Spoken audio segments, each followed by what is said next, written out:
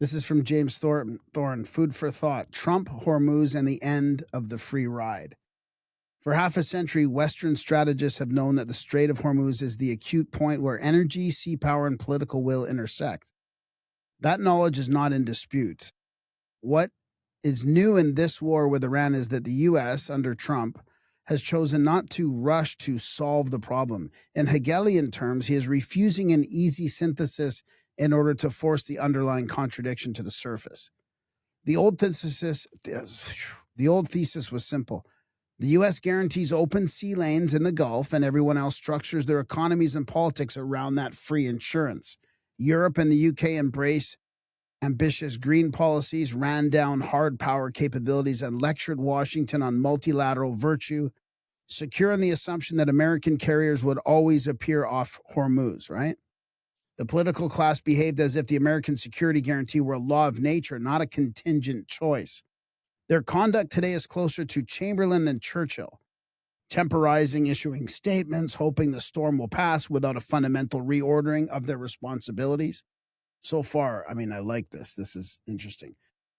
Trump's antithesis is to withhold the automatic guarantee at the moment of maximum stress. Militarily, the U.S. can break Iran's residual ability to contest the strait. That is not the binding constraint.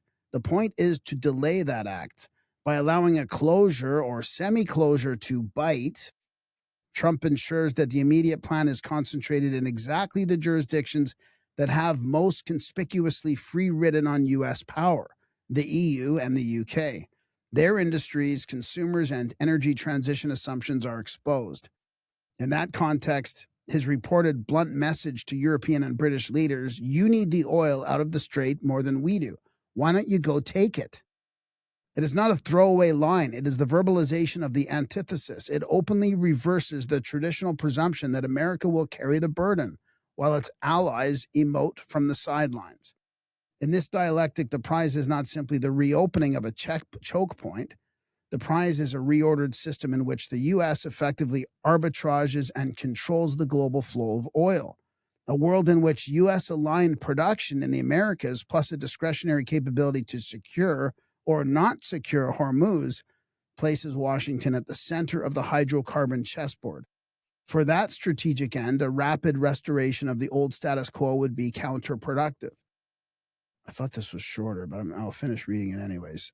This kind of fits with what the professor was just saying. In this dialectic, the prize is not simply the I already said that. A quick surgical fix of Hormuz would short-circuit the dialectic. If Trump rapidly crushed Iran's remaining coastal capabilities, swept the mines, and escorted tankers back through the strait, Europe and the UK would heave a sigh of relief and turn to business as usual. Underfunded militaries, maximalist green posturing, and performative disdain for U.S. power, all underwritten by that same power. The contradiction between their dependence and their posture would remain latent. By declining to supply the synthesis on demand and by explicitly telling London and Brussels to go and take it themselves, Trump forces a reckoning. Plus, it also affects the whole net zero narrative, too. It seems to me like that's falling apart. European and British leaders must confront the fact that their energy systems, their industrial bases, and their geopolitical sermons all rest on American hard power foundation they neither finance nor politically respect. The longer the contradiction is allowed to unfold, the stronger the eventual synthesis can be. A new order in which access to secure flows, Hormuz, Venezuela, and beyond, is explicitly conditional on real contributions, not assumed as a right.